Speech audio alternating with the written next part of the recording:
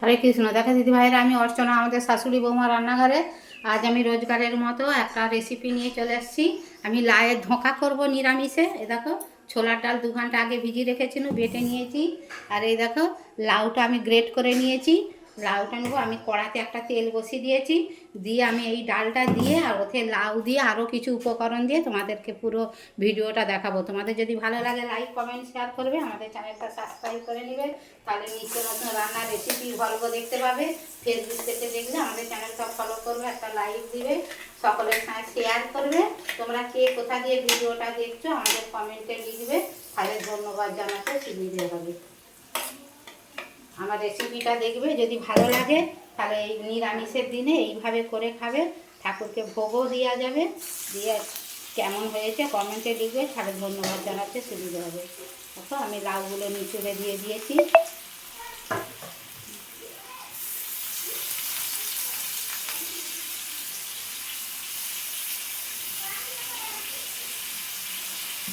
দেখো, স্বাদ মতো নুন দিয়ে দেবো, একটু হলুদ গুঁড়ো দিয়ে দেবো, একটু জিরে গুঁড়ো দিয়ে দেবো, একটু ধনে গুঁড়ো দিয়ে দেবো, হালকা করে ঝাল লঙ্কার গুঁড়ো দেবো।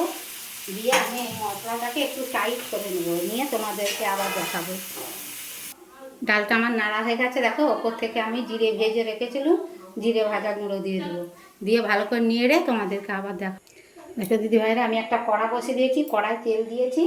দেখো, ডালটা ধোঁকা বানাবো লাউয়ের বলে আমি পিস কেটে নিয়েছি। এবারে এইগুলো এতে ভেজে নেব। দেখো দিদি ভাইরা, আমার কতগুলো ধোঁকা ভাজা হয়ে গেছে, লাউয়ের ধোঁকা। খেতে খুবই সুন্দর লাগে। দেখো, ধোঁকাগুলো আমার পুরো ভাজা হয়ে গেছে। আমি যেহেতু লাউ দিয়ে আলু দিয়ে করব, এবার এই তেলে আলুগুলো আমি ভেজে নেব।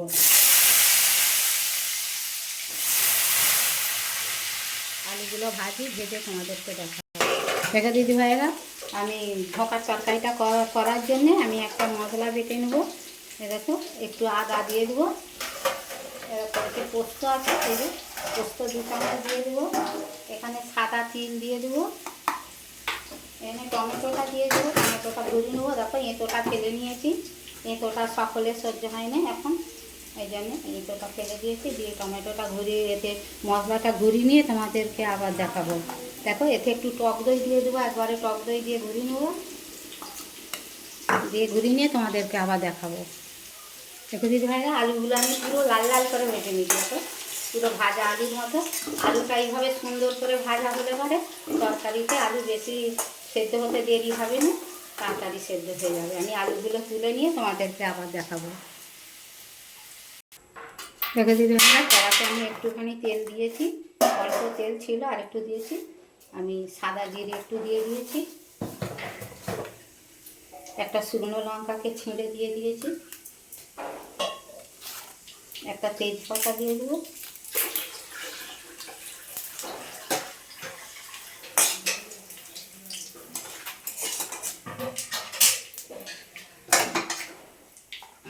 দেখো, দারচিনি, লবঙ্গ আর ছোটো এলাচ ফাটিয়ে নিয়েছি, এটা দিয়ে দেবো, গোটা গরম মশলা।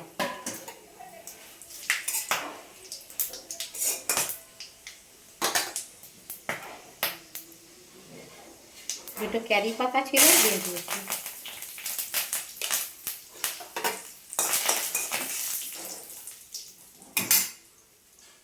এবারে যে মশলাটা আমি করে রেখেছি, এই মশলাটা দিয়ে দেবো।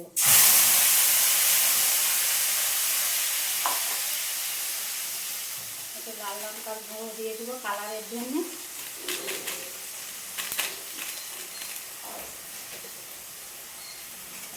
দেখো, ঝাল লঙ্কার গুঁড়ো, হলুদ, ধনে জিরে, ধনে জিরে গুঁড়ো আর এই যে নুন, এইটাকে দিয়ে দেবো। দিয়ে মশলাটা ভালো করে কষে তোমাদেরকে আবার দেখাবো। দেখো দিদি ভাইরা, মশলাটা আমার খুব সুন্দর ভাজা হয়ে গেছে। দেখো, উপর থেকে তেল ছেড়ে দিয়ে, দেখো মশলাটা কত সুন্দর ভাজা হয়েছে। এবার মিক্সির জারটা ধুয়ে আমি একটু অল্প করে জল দিয়ে দেবো। দিয়ে এখন জল দেবো নি, আমি এই আলুটা এর সঙ্গে ভালো করে কষে নেবো, তোমাদেরকে আবার দেখাবো। দেখো দিদি ভাইরা, আমার আলুটা কত সুন্দর কষা হয়ে গেছে। দেখো, এবার আমি আর একটা গ্যাসেতে গরম জল বসিয়েছি, গরম জলটা দিয়ে দেবো।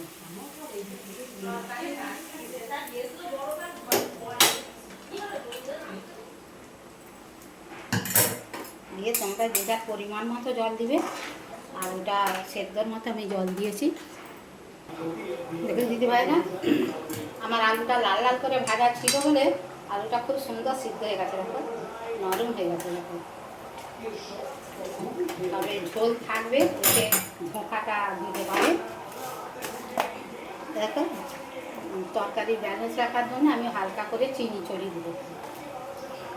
তোমরা চিনিটা দিতেও পারো, নাও পারো। একটু ওপর থেকে গরম মশলা দিয়ে দেবো, দিয়ে নেড়ে দেবো।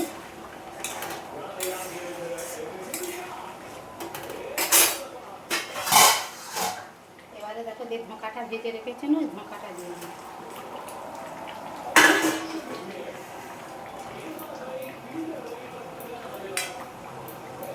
রান্নাটা আমার প্রায় গোটাটা হয়েই গেছে। এবারে আমার মোড়া আগুনে গ্যাসটা জোর একদম স্লো কমিয়ে দিয়ে আমার বসানো থাকবে। খাবার সময় আমি ওকে গরম গরম খাবো। এ দেখো ওপর থেকে একটু ঘি দিয়ে দেবো, দেখো ওপর থেকে ঘি দিয়ে দেবো, দিয়ে একটু নেড়ে দিয়ে চাপা দিয়ে রেখে দেবো। দেখো রেসিপিটা আমি প্রথম থেকে শেষ পর্যন্ত দেখেছি। যদি ভালো লাগে লাইক কমেন্ট শেয়ার করবে। এইভাবে নিরামিষের দিনে করে খাবে, ঠাকুরকে সেবাও দেওয়া হয়ে যাবে ভোগেতে। আর তোমরা আমাদের চ্যানেলটা সাবস্ক্রাইব করে নেবে, সকলের সাথে শেয়ার করবে। কে কোথা দিয়ে ভিডিওটা দেখছো কমেন্টে জানাবে।